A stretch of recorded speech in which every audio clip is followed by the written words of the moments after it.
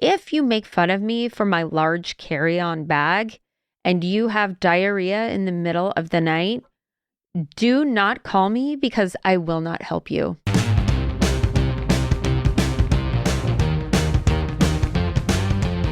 Welcome to Amy Liz Harrison's podcast, Eternally Amy, a mum of eight's journey from jail to joy. A Gen Xer who overcame her struggle with alcohol to become a best-selling author and mental health advocate.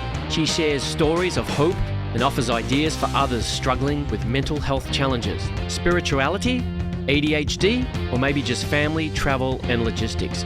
One thing is for sure, you'll leave with something to chew on.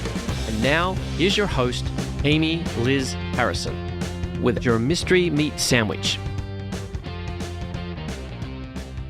Greetings, compadres. Greetings. Here is your mystery meat sandwich. A great man is always willing to be little. And that is by your friend and mine, Ralph Waldo Emerson.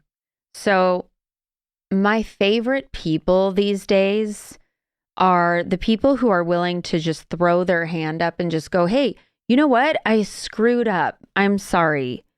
Because this is just kind of a thing. I feel like apologies they're just hard to come by because it just kind of seems like in this day and age, it's like, well, this is who I am. And so anything that I say or do, like, deal with it, just deal with it kind of thing. And there are times, obviously, where that's going to be the way and the place that we should operate from, right? And then there are other times where it's like, hey, you know what? If you would just apologize, like all of this would be a thing of the past. And specifically, I'm thinking of that there was like a famous feud between they weren't Ray's Pizza in New York, but it was like a Ralph's Pizza. It was like another name.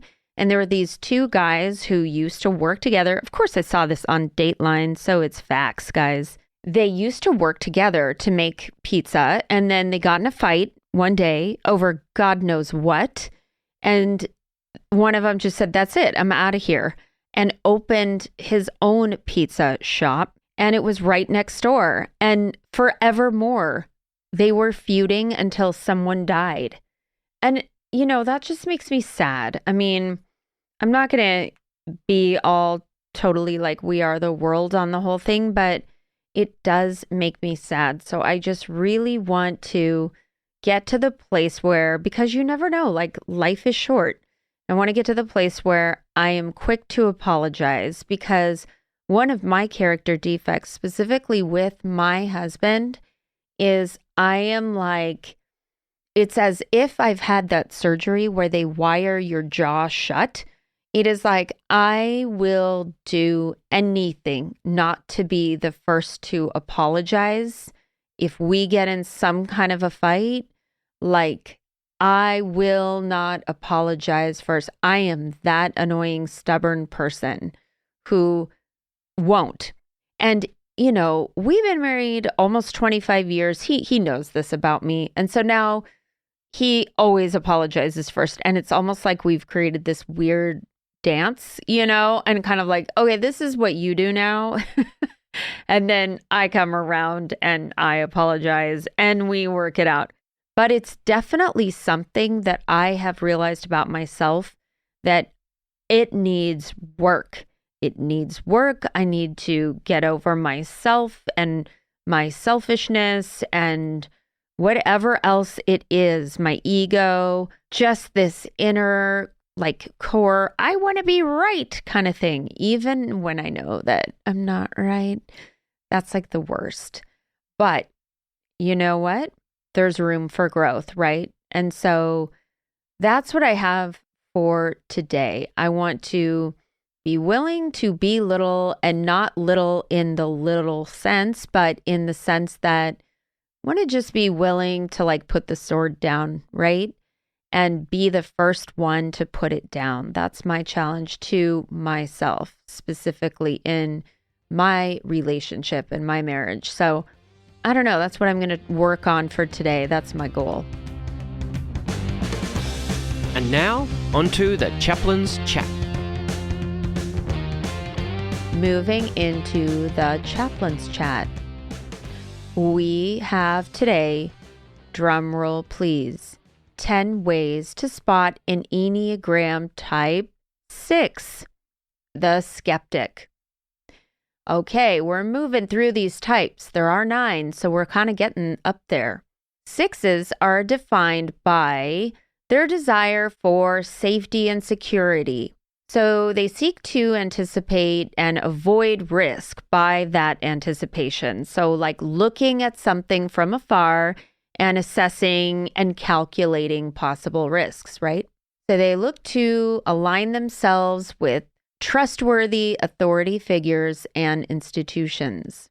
6s are alert, they're vigilant, they're always thinking several steps ahead to anticipate and prepare for what could go wrong.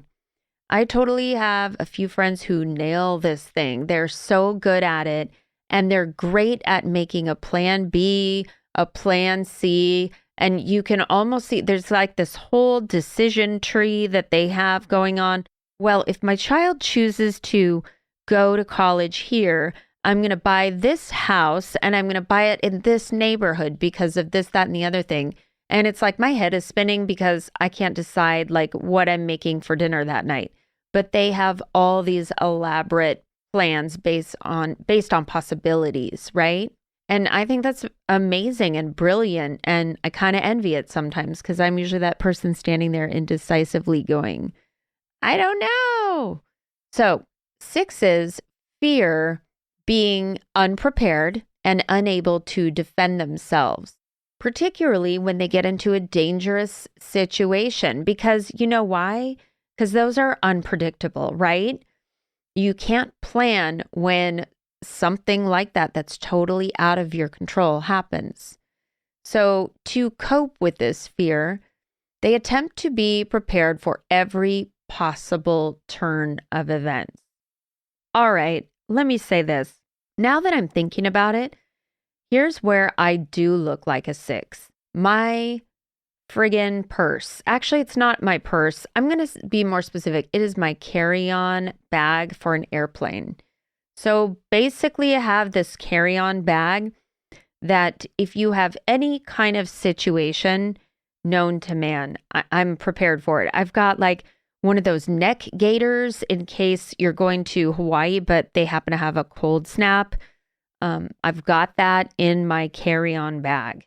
I've got every kind of eyelash and eyelash glue. I've got any kind of medication you may need. And P.S., and I have said this before and I stand by this, if you make fun of me for my large carry-on bag and you have diarrhea in the middle of the night, do not call me because I will not help you. And I am not at all sorry. Maybe I'm sorry, right? From the mystery meat sandwich, I need to practice being sorry. So maybe I'm sorry. So, core motivation. So type 6s are mostly motivated by this deep need to feel protected, right? For safety, for security. They seek this reassurance from other people and are extremely loyal to these people and groups that they trust. So I imagine these are the kids who were hanging out with like the Cub Scout leader instead of the other fellow Cub Scouts. We all know those guys, right? And moving on to the personality traits, they have a strong identification with these social groups who are as similarly prepared as they are. And so I imagine also, I don't know this to be true, but I imagine also, you know, in high school when you're doing the group project and you always have a couple of people who are like, all right, when are we meeting to knock this out? It's due on this date, and God knows what could happen. There could be a hurricane, someone could get sick, whatever. We need to like nail it down, get it out of the way, get it done kind of thing. Be prepared. And, you know, we need those people because it's annoying enough to be put in a group where there are some parasites, you know, who just want to cruise and do absolutely nothing and get credit for it, which is equally annoying. I don't know. I feel like an entire episode could be done on groups and group dynamics and being put in groups for assignments. I mean, all of that. Okay, I digress. These are back to sixes, organized, they are well-liked, and excellent team players because they're freaking organized, right? And they're like ready to roll. And they have like, oh, well, if our group isn't able to do Spain for our country for the whatever assignment, okay, our plan B is we're going to do France. And then if we can't do France, they've got all of these things lined up in the hopper, ready to go, all of these different plans. Okay? They are clear communicators, they're detail-oriented and precise. So, core values of the Enneagram sixes. Well, as we know, they like security, they like commitment, and they have a sense of connectedness with the group when they're allowed to share their plans, when they're allowed to be given that place of authority where they can help direct the group. They stand strong by the people in their lives who have earned a spot in their hearts, okay? So they have this kind of need to have deep down a sense of reassurance and connection with others. And as far as I understand it, trust is the top brass value for sixes. So with all the time that they spend thinking up this whole flurry of hypothetical scenarios, knowing that somebody has their back is extremely comforting to them. So I imagine that they feel kind of exposed, which is why they have this need to feel this reassurance and security. And they seek peace within themselves, which is achieved, of course, by having all of these ideas of what comes next, right? So through trial and error, sixes slowly build trust and confidence in other people over time to effectively tackle any situation, which probably I would imagine is where being in group settings and being with friends is rewarding and also challenging. So, how to recognize an Enneagram 6? All right. So again, and I like to always say this, generalizations. These are generalizations. Okay. Generally, they are unassuming and tolerant. Sixes blend into the social sphere seamlessly, and they are always willing to be supportive of their loved ones. They are great at keeping secrets, and they take privacy very seriously. So if you, for example, are in the 12-step community and you are looking for a sponsor, if you get a 6, boom. I mean, they're like the vault, you know what I'm saying? And they are the person who you can take to court with your court case, and they are not going to divulge anything.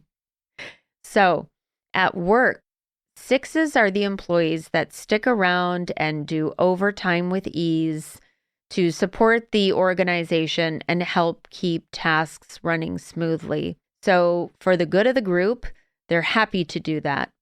And 6s actively seek reassurance for their actions. And they can also, this is a really good one. You got to have somebody on board to do this, right? They can smell potential issues from miles away. So they probably have accumulated like a mental compilation of troubleshooting guides for scenarios experienced in the past. So they're those people that are really good about like, hey, should we try this? And they're like, no, that's not going to work. And here's why. And they can give you 14 reasons based on past experience. of why that's not going to be the best choice. And that helps them feel in control of potentially risky situations. If they come across any of those particular situations again, or something that looks like that kind of particular situation again. So when Enneagram Type 6s are healthy and when they're average and unhealthy, okay? So 6s are caring, generous, and thoughtful team players who move colleagues and friends toward a positive direction and not a negative one. And so they are, loving and concerned and caring, which is why they are very risk averse, right? They want to make sure they've got all these different plans in place. They take great pride in serving an organization, and they make every effort to hone their skills. So this is probably, from well, no, I don't know why I was going to say that. Never mind. It is not the person. I was just thinking in terms of faithfulness.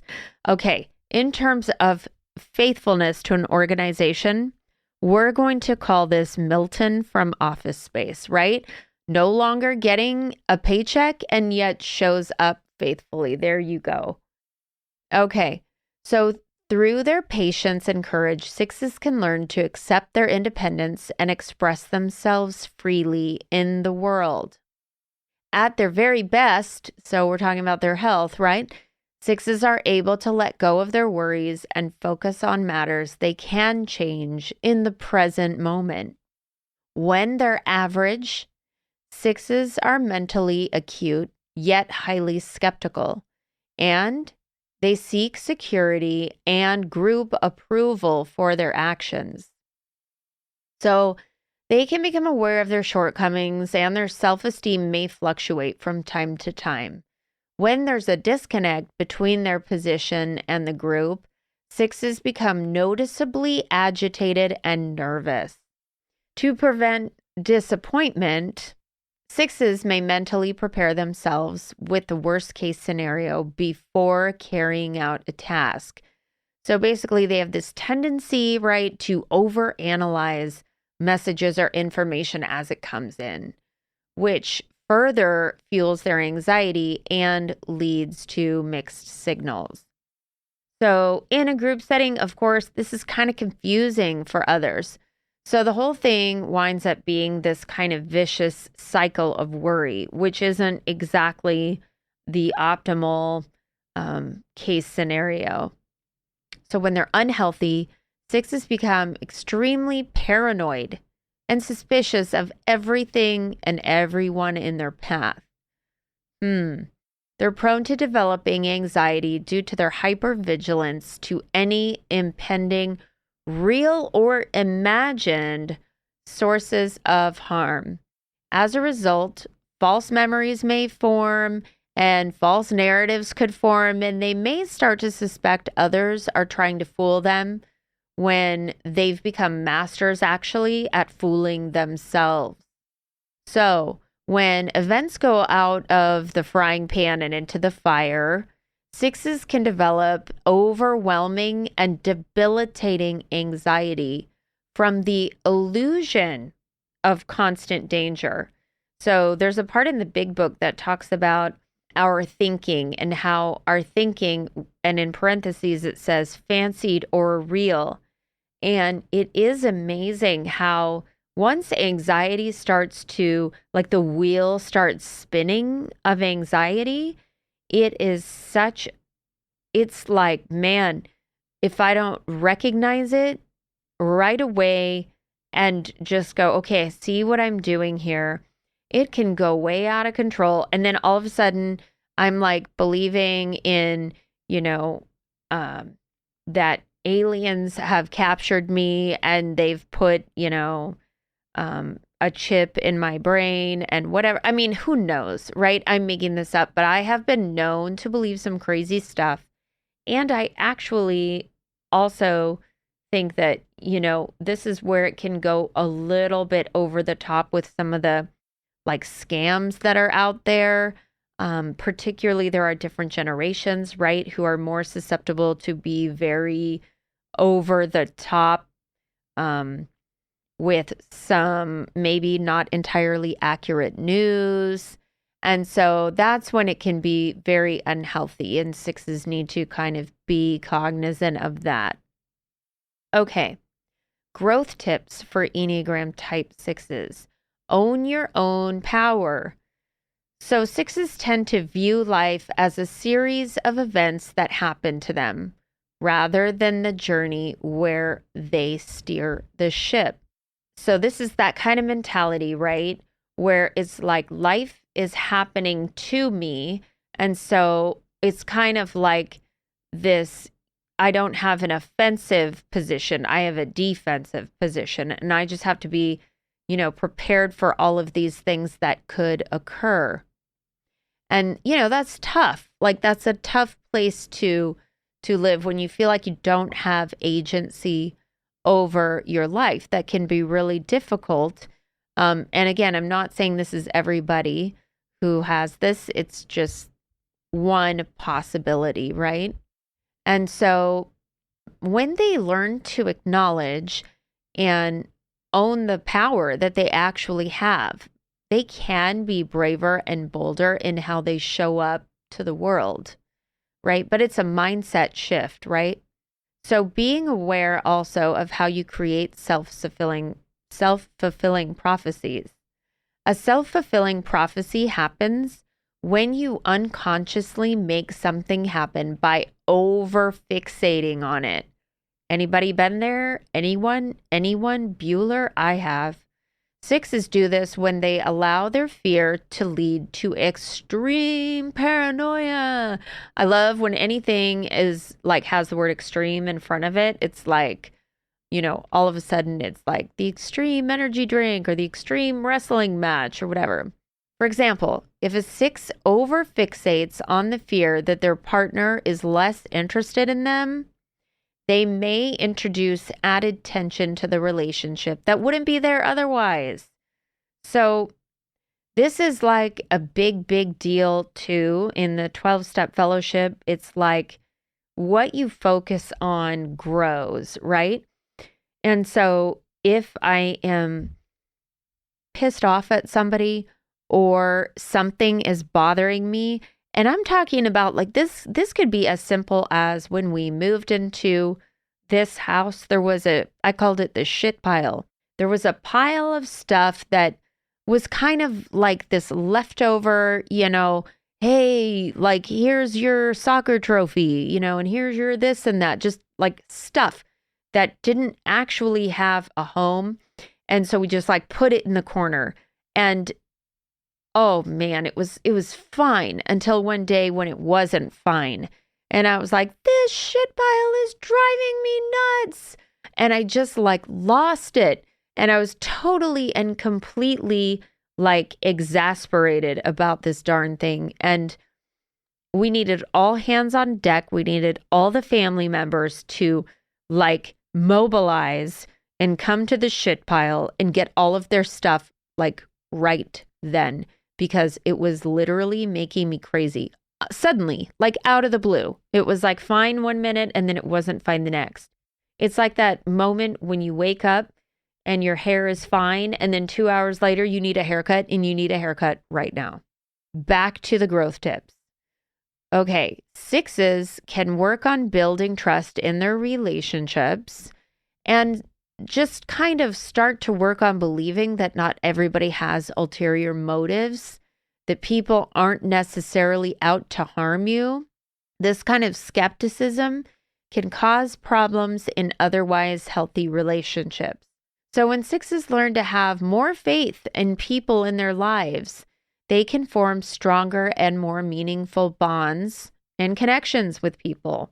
And if you are an addict or substance use disorder sufferer, like that's the big thing, right? Is that the opposite of addiction is connection with others.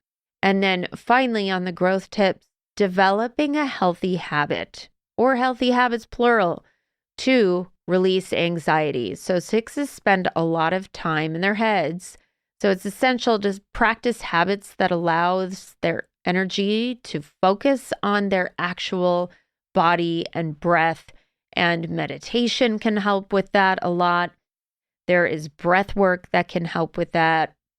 Physical exercise can help with that, but it's especially helpful in getting sixes to focus more on just that present grounding to release that stress and that present moment. And a lot of times, another one that I like to do is just, and I'm not a six, but I like to do this just as a grounding practice, is to go outside, take my shoes off, and just step in the grass and take a few deep breaths. And it just kind of brings me back to just right here, right now. I'm okay. Everything's okay. Okay, celebrities who have been known or named to be type sixes, unconfirmed. Do you identify with any of these guys? Mark Twain, George W. Bush, I should say, Joe Biden, Prince Harry, Marilyn Monroe, Woody Allen, Richard Nixon, Jennifer Aniston, Mindy Kaling. Do you know her? You know, like from The Office? I think she's hilarious. Love her. Michael Moore, who always has a lot to say about a lot of things. Very interesting. And Julia Roberts. And one of my favorites of all time, Sarah Jessica Parker, Ellen DeGeneres, David Letterman, Tom Hanks, David Sedaris, and then a myriad and plethora of other people like Ron Weasley from Harry Potter, Hamlet himself from Hamlet, and Mulan from Mulan, and Dwight Schrute from The Office. You're welcome. Okay, type sixes as children generally are friendly, likable, dependable. They can be sarcastic, bossy, or stubborn, or they can be anxious kids and hypervigilant. They can anticipate danger. They can form teams of us against them with a best friend or with a group, a posse. They look to groups or authorities to protect them, and they don't really know how to rebel against those systems because they are afraid, generally speaking, that something could go wrong. And so what they do is lay out a strategy, right? Where, okay, this happened at recess. So if this person says this again, I'm going to do this, right? They can come from unpredictable families, and they can take the fearlessness of a parent. If they have a fearless parent, they can take on that burden and that stress and internalize that, and then kind of take that parenting role in the relationship, which is always kind of messed up, right? For a lot of reasons, but that's very burdensome for a child. So say, for example, if a child has an alcoholic parent, adult children of alcoholics often talks about this. There is a lot of trauma that can develop and things to unpack later in life. So type sixes as parents are often loving, nurturing, and have a strong sense of duty. Other times, they can be reluctant to give their children some form of independence. So they worry more than most that their children will get hurt and, or, some ill will befall them. And sometimes they have trouble saying no and setting boundaries unless it has to do specifically with their safety. How to spot a type 6 in relationships. Enneagram type 6s in a romantic relationship tend to be very caring, thoughtful, and protective of those they care about, and they are also aware of their own needs as well. Hence, all of the plan Bs, plan Cs, plan Ds. So when they aren't as healthy, they can be super anxious, as we've talked about. They can freeze up, get a little crazy, get a little manic.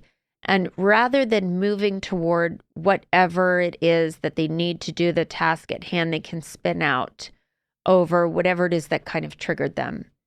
So they often plan out these worst case scenarios in order to make sure they got something in the cannon ready to go. And they can't have trouble centering their minds on the fact that spouses or partners do not always want to be controlled or have a plan for every single thing on the planet, right?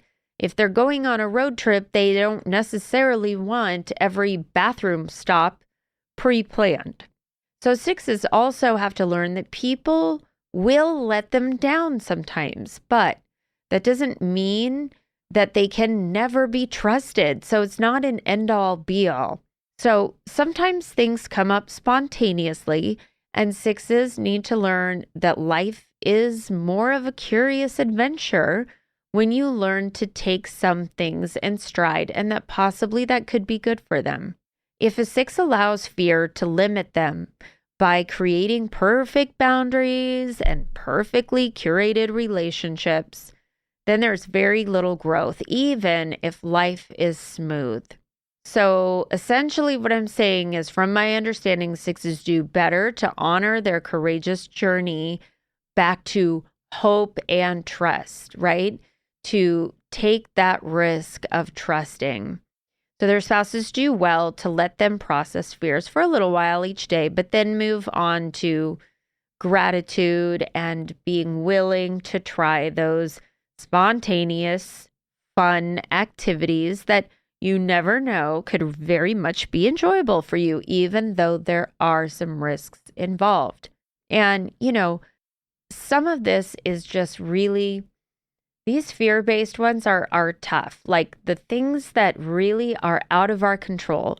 And I can think of a friend who is super terrified of flying, and every time she gets on a plane, she's just like, what am I doing here? I hate this. It never gets better for me. I don't know why I'm here. And so what she has to do is focus on, okay, when I land, it's going to be great. I'm going to have quality time with my husband. We're going to have a new adventure. And she has to focus on that, because really there is only so much planning that you can do for a situation like being on an airplane that's completely out of your control, right? And so it is challenging for her, and she has some real anxiety over it. And so when she gets to where she is, she's completely fine. And it's just important for her to remember during those times of acute anxiety that, like, this will pass. I will get there, and I will enjoy my time, and it will be worth it. So if sixes worry too much out loud with you, this is an interesting, I think, example. Set some worry sessions with them to a limited time, right? Versus just letting their worry run your schedule completely, and encourage them to make some time on their own to verbally process, whether that's with a therapist or with you. And, because sometimes in a spousal role, it gets a little bit much, because it may stir up in you worry that wasn't previously there before. Also, if they have a faith life, it would be helpful for the six to do a little bit of prayer and meditation, or something that would help them to have that sense of, I'm going to come back to basics, right? I'm just going to come back to basics. And so the biggest thing that you can do as a partner of a sixth is to help encourage that six to take these healthy risks, and to help them know that you're there. You're there whether or not they decide to actually take that risk, that you're not going to, think that they're some kind of a wuss if they don't, but that you appreciate the way they always have a plan if something goes south, Because let's face it, things happen in life where at the drop of a hat, something goes pear-shaped. And this used to happen to me a lot. I'd be like, oh, so I don't have an extra diaper in the back of the car the way I thought that I did, right? And like generally speaking with sixes, that's not going to happen. They have diapers for days, right? And so basically, if you're in a relationship with a six, you're going to have something to fall back on. And that's nice because that helps create that feeling in you of like, oh, well, it's going to work itself out, because so-and-so has thought about this and has a new plan or has an extra idea. And who doesn't want that? I want that. When I am put on the spot for an idea, usually I fail miserably and I start just like doing like a shuffle, ball change, tap dance type thing.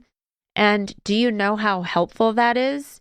It's about a 0 out of 10, maybe even a -0. And so those should be some things that help you to spot an Enneagram 6. Finally, here's your bailout bag. And for your bailout bag today, any time that you are in a position where you need to make a plan, right? There is always kind of that gamble that your plan is going to go to crap or not be possible. This has proved itself true in my life so many times. I've had to throw in the towel more times than I can count on something that I thought was totally going to work. And most recently, I had an idea for something, for a writing thing, and I was all pumped and I made this big old plan. And then I told my editor about it. We were like at excitement, DEF CON. I mean, we were there, right? And then I went online and I did an Amazon search and I found out basically the exact writing proposal that I wanted to do has already been written. Let me put it that way. Okay, not in my voice, not in my exact way, whatever. But I was so bummed because I had already kind of gone down this excitement dreaming path. And so, you know what? Maybe it would have helped me to take a page from sixes and to have a plan B or a plan C or whatever, just to kind of be pumped and excited about more than just one idea that I was locked on. So, with that, be kind, rewind, and thank you for the honor of your time. Don't forget to take what you like and leave the rest behind. Thank you so much for listening to Eternally Amy. Amy Liz Harrison is a best-selling author, speaker, 12-step coach, meditation teacher, and recovery advocate. To find out more, please visit amylizharrison.com. Keep up with Amy on all platforms by following @AmyLizHarrison. Please subscribe and review this podcast. It means so much to us if you do.